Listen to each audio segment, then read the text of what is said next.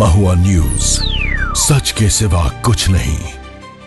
हमारे देश में करोड़ों अरबों के घोटाले सामने आते हैं। रिश्वत लेते अधिकारियों के वीडियो वायरल होते हैं। कई बार सरकारी पैसे की हेराफेरी बड़े बड़े मामले में भी सामने आते हैं। लेकिन अक्सर लोग ये सवाल उठाते हैं, क्या उन मामलों में उतनी सख्त कार्रवाई होती है जितनी होनी चाहिए? तो वहीं दूसरी तरफ झारखंड में एक गरीब चपरासी के साथ जो हुआ, उसे सुनकर शायद आप भी हैरान रह जाएंगे। इस चपरासी पर आरोप था कि दफ्तर में अफसरों की मीटिंग खत्म होने के बाद बची हुई चाय पत्ती और कुछ बिस्किट वो अपने बच्चों के लिए घर ले गया था। बस यही आरोप उसकी 17 साल की नौकरी पर भारी पड़ गया। लेकिन अब झारखंड हाईकोर्ट ने ऐसा फैसला सुनाया है जिसे सुनकर विभाग के उन अधिकारियों को भी जवाब देना पड़ सकता है जिन्होंने इतनी कठोर कार्रवाई की थी। आपकी स्क्रीन पर दिखाई दे रहे ये हैं रंजीत कुमार हिमांशु। बोकारो के जिला ग्रामीण विकास अभिकरण यानी DRDA में करीब 17 साल से संविदा पर चपरासी के पद पर काम कर रहे थे। इसके बाद 16 मार्च 2022 को तत्कालीन DDC की ओर से उन्हें कारण बताओ नोटिस जारी किया गया। आरोप लगाया गया कि उन्होंने कार्यालय से चाय पत्ती और कुछ बिस्किट घर ले गए हैं। दिलचस्प बात यह रही कि नोटिस में यह भी साफ नहीं बताया गया था कि आखिर कौन कौन सा सामान गायब हुआ था। रंजीत ने नोटिस मिलने के बाद वो सामान भी वापस कर दिया। उन्होंने अपनी गलती स्वीकार करते हुए माफ़ी भी मांगी, लेकिन इसके बावजूद विभाग ने उन पर कोई नरमी नहीं दिखाई। इसके बाद 2 मई 2022 को रंजीत कुमार हिमांशु को नौकरी से बर्खास्त कर दिया गया। एक ऐसा कर्मचारी जिसने 17 साल तक उसी दफ्तर में काम किया, उसकी पूरी रोजी रोटी एक झटके में छीन ली गई। नौकरी जाने के बाद रंजीत ने हार नहीं मानी और न्याय के लिए झारखंड हाईकोर्ट का दरवाजा खटखटाया।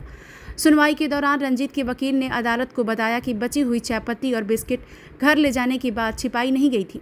नोटिस मिलने के बाद पूरा सामान वापस भी कर दिया गया था। इसके बावजूद बिना उचित जांच और पर्याप्त कारण के नौकरी खत्म कर दी गई। मामले की सुनवाई मुख्य न्यायाधीश MS सोनक और न्यायमूर्ति राजेश शंकर की खंडपीठ ने की।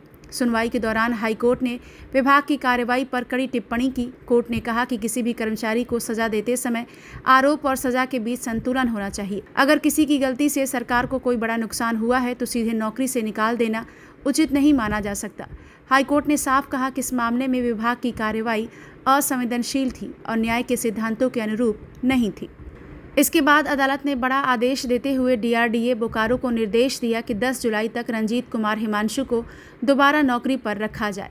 साथ ही अदालत ने यह भी कहा कि 30 जुलाई तक उन्हें 50% बकाया वेतन का भुगतान भी किया जाए।